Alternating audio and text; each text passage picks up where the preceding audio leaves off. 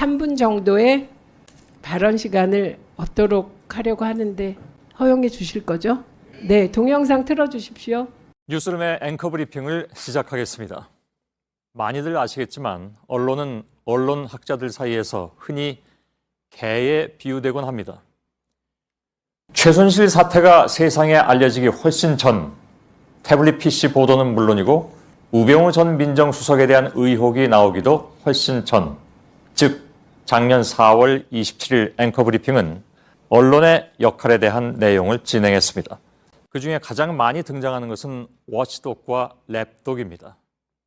워치독은 감시견을 뜻하죠. 정치 권력과 자본 권력을 감시하면서 자유주의 체제의 가치를 지키는 역할을 수행합니다. 즉, 건강한 정치 권력과 자본 권력을 위해선 언론의 역할이 그래야 한다는 것입니다. 반면에 랩독은 말 그대로 권력의 애완견 같은 언론을 뜻합니다. 주인의 무릎 위에 올라앉아서 귀여움을 독차지하고 달콤한 간식을 받아먹는 그 안락함에 취해버린 언론이라는 비판을 받습니다. 랩독은 결코 권력 구조에 비판적일 수 없습니다. 다만 거기에 동화되고 기생할 뿐이죠. 이런 단순한 논리로 설명할 수 없는 가드독, 즉 경비견이 있었습니다. 경비견은 이미 그 자신이 기득권에 편입돼서 권력화됐고 자신의 이익을 지키기 위해서는 때론 자신이 경호해왔던 그 권력마저 공격한다는 것이었습니다. 당시는 여당이 선거에서 패한 직후였고 대통령의 힘이 비로소 약화되고 있던 시점이었죠. 그러니까 지금 벌어지고 있는 모든 상황들의 변곡점은 민심의 심판을 받은 그 총선이었을 것입니다.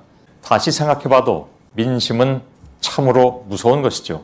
그날의 앵커 브리핑은 그러한 언론 보도 행태에 대한 약간의 고민을 담았던 내용이었습니다. 혹자는 당시의 앵커 브리핑이 그 이후에 벌어질 언론 상황에 대한 예견이었다 말하기도 하지만 굳이 예견이랄 것도 없이 이런 현상은 과거에도 반복됐었고 앞으로도 얼마든지 반복될 수 있는 일이었습니다. 누구의 지배도 받지 않고 아무도 지배하지 않는 것. 요는 살아있을 것이냐, 살아있지 않을 것이냐이다. 나는 길들지 않는다. 모든 언론이 최소한 나는 애완견은 아니라고 외치고 있는 지금 진정한 의미에서 길들지 않은 사람들의 독립운동은 언제 끝날 것인가? 과방위에서 방송사법을 통과시켰습니다. 과방위가 통과시킨 방송사법의 가장 큰 목적은 권력으로부터 언론의 경영 환경이 독립되는 것입니다. 권력의 눈치를 보지 않고 권력을 비판해도 가능한 언론 환경을 만들자라는 것이죠. 국민의힘에서는 민주당이 언론을 길들이려 하고 장악하려고 이런 법안을 준비했다라고 말합니다. 그러면서 어떤 내용이 더불어민주당에게 언론 장악을 가능하게 하는가? 이런 이야기는 조금도 하지 않죠. 국민의힘이 우려하는 것은 자신들이 언론을 장악하지 못하고 자신들의 행태가 언론에 의해서 까발려질까봐 그러면서도 속수무책으로 당해야 하는 그런 현실이 만들어질까? 언론사법을 반대하는 것이죠. 이에 이정현 의원의 발언은 언론의 중요성을 일깨우고 있습니다. 서울 광진갑의 국회의원 이정헌입니다. 윤석열 정부의 오만한 권력에 대해 강력히 경고합니다. 나는 신문 없는 정부보다 차라리 정부 없는 신문을 택하겠다. 언론 없는 정부보다는 정부 없는 언론을 택하겠다던 토마스 제퍼슨의 그 유명한 말은 이 워치독 신봉론의 금과 옥조가 됐고 민주주의의 성공을 위해서 언론 자유가 얼마나 중요한지 230여 년 전 미국 건국의 아버지는 알고 있었습니다. 언론은 국가 권력의 오작동을 견제할 수 있는 최후의 보루입니다.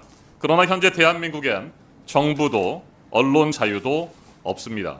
우리는 법치를 외치던 대통령에 의해 권력 분립이라는 헌법 가치가 무너지는 비극을 보고 있습니다. 민주주의 국가에선 언론을 행정부, 사법부, 입법부에 이어 제4부로 부릅니다. 그런데 지금 대한민국 민주주의를 지탱하는 모든 기둥이 위태롭습니다.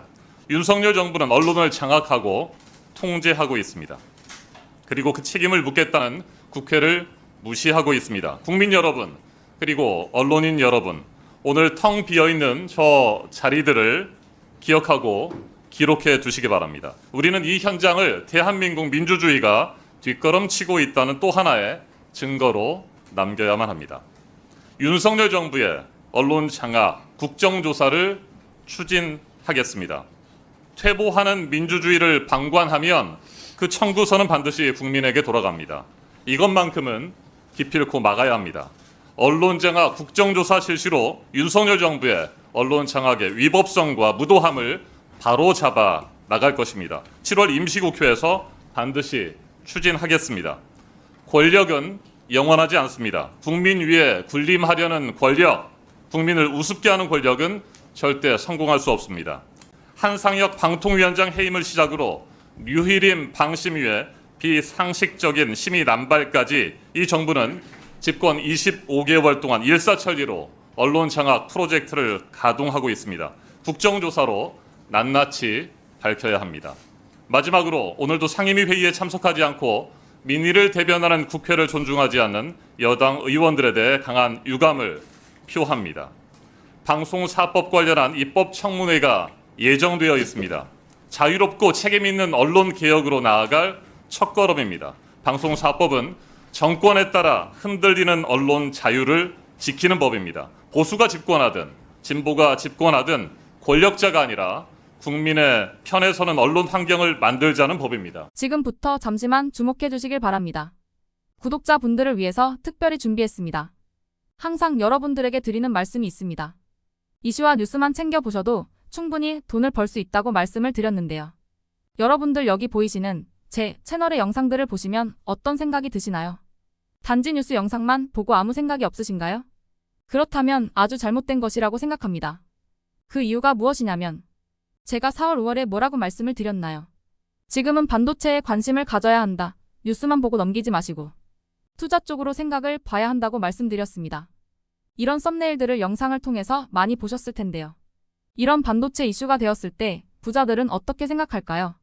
반도체는 무엇이 있는지, 어떤 종목이 가장 좋을지, 어디에 투자해야 돈이 몰릴 수 있는지 자연스럽게 생각한다고 말씀드렸습니다. 부자들이 봤을 때 이슈가 곧 돈으로 이어지고 그 이슈가 나에게 돈을 벌어준다는 경험적 확신이 있기 때문에 부자들은 사회적 이슈를 관심 있게 챙겨본다고 말씀드렸습니다. 이번에도 마찬가지입니다. 지난번에 구독자분들과 함께하는 주식으로 수익 내기를 진행했었는데요. 100% 무료로 진행을 했고 이 사진을 보시면 아시겠지만 구독 문자 메시지를 남겨주신 모든 시청자분들께 이렇게 반도체 관련주 중에 가장 급등할 확률이 높은 딱 한 종목을 드렸습니다. 4월 말 시지트로닉스를 추천을 드렸습니다. 여기 나와 있는 사진을 보시면 정확히 얼마에 매수하고 어떤 종목을 사야 하는지, 어느 지점에 팔아야 하는지 이런 부분들까지 여러분들에게 정확히 알려드렸는데요. 실제로 많은 분들께서 수익을 보셨습니다. 오른쪽을 보시면 아시겠지만 4월 말에 시지트로닉스를 소개해드리고 나서 실제로 며칠이 지나지 않고 이렇게 주가가 2배 이상 급등이 나왔습니다. 당시에도 굉장히 많은 분들이 제가 드린 이 종목으로 수익을 내셨습니다. 지난번과 똑같이 구독이라는 문자를 보내주시면 이번에 이슈가 되고 있는 주식 중에 앞으로 대장주의 구실을 하면서 주가가 가장 크게 상승할 한 종목을 시청자분들에게 문자로 종목명과 사고자 하는 시점을 모두 알려드리겠습니다. 혹시라도 나는 주식을 하지 않는다 하시는 분들은 주변에 주식에 투자하는 분들에게 추천을 해주셔도 되고, 연세가 있으셔서 투자가 어려우신 분들은 이 종목을 가지고 자녀분에게 한번 사서 수익을 내봐라 이렇게 조언을 하실 수도 있습니다. 이 영상을 보시고 계시는 시청자분들 중에 종목이 궁금하다 하시는 분들은 전화번호 010-5638-2209 똑같이 무료 추천 급등 주식 문자를 보내드리겠습니다. 돈을 받는 것도 아니고 투자를 대신해 드리는 것도 아니고 부담 없이 구독 문자 보내주시면 되십니다. 다른 것을 바라는 것이 아닙니다. 수익이 나신다면 구독과 좋아요 한 번씩 부탁드립니다.